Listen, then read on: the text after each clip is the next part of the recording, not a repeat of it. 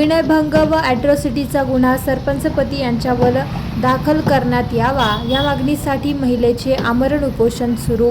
रुईखेड मायंबा येथे दिनांक 27 फेब्रुवारी रोजी माहेरी आलेल्या 30 वर्षीय महिला यांच्यासोबत ग्रामपंचायत मायंबा येथील कर्मचाऱ्याचा पाणी सोडवण्याच्या कारणावरून वाद झाला। हा वाद सोडवण्यासाठी सरपंचपती अनिल शामराव फेपाळे व रवी प्रकाश गिरी व गिरी यांचा भाचा या तिघांनी सदर महिलेसोबत वाद करून सरपंचपती यांनी महिलेचा विनयभंग केला असल्याचा आरोप करत सदर आरोपीवर विनयभंगासह ॲट्रॉसिटी ॲक्टनुसार गुन्हा दाखल करण्यात यावा या मागणीसाठी सदर महिलेचे मागील 5 दिवसांपासून जिल्हाधिकारी कार्यालय बुलढाणा यांच्या कार्यालयासमोर आमरण उपोषण सुरू आहे। नमस्कार, मी उमा जगदीश गायकवाड।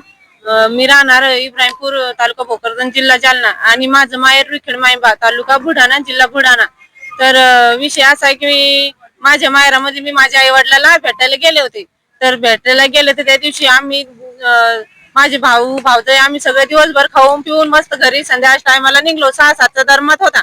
तर पाणी सोडणार रविगिरी माझ्या भावाची गाडी अडवून त्याला शिव्यागाळ करत होता आणि त्याचा भाचा तसा आला तसा उभ्यानं लाथा मारून आणि शर्ट काढून माझी वहिनी धरायला गेली। माझ्या भावाला म्हणजे अंगावर गेला होता, माझ्या भावाला मारत होता, त्यात माझी वहिनी धरायला गेली। तर मग मी त्याला वहिनीला धरू लागल, त्या सोड करत होते। तर मला बी त्यानं नख मारेल विशालनं मला बी केस धरेल होते, माझ्या वहिनीला बी केस धरेल होते आणि पोटे पळून गेला। नंतर मग माझी वहिनी सरपंच आले तिथं, सरपंचानं दोघायचा न्याय सारखा करत होता, सारखा केला आणि एकाच बाजूने बोलत होता।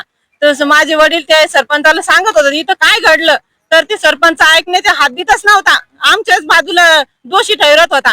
तर सरपंच बाप गाडीवर बसला असताना माझ्या आजारी वडिलाला छातीत बुक्की घालून म्हणून माधर चौदा काय शिकवलं तो या पोराला आणि उतरून माझ्या भावाच्या अंगावर मारायला जात होता आणि मी धरायला गेले। तर मला बी हात धरून पदर धरून लोटून द्याला मागाच्या पोटचे, तो इथं काय काम आहे आमच्या गावामध्ये तिसऱ्या ठिकाणी बोलायचं। मग मी धाड पोलीस स्टेशनला 112ला बी कॉल केला होता।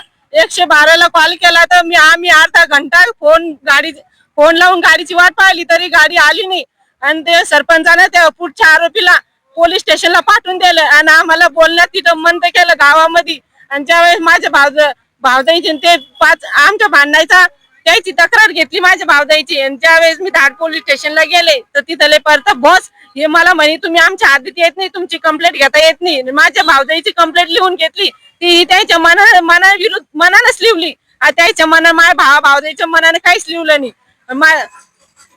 माझं एवढंच म्हणणं आहे, फक्त माझं माता मागणी एवढीच आहे की माझी वेगळी कंप्लेंट घ्याव आणि माझी विनयभंगाची ॲट्रॉसिटीची कंप्लेंट वेगळी घ्याव, कारण मला बी माझ्यावर बी अत्याचार झालेला आहे।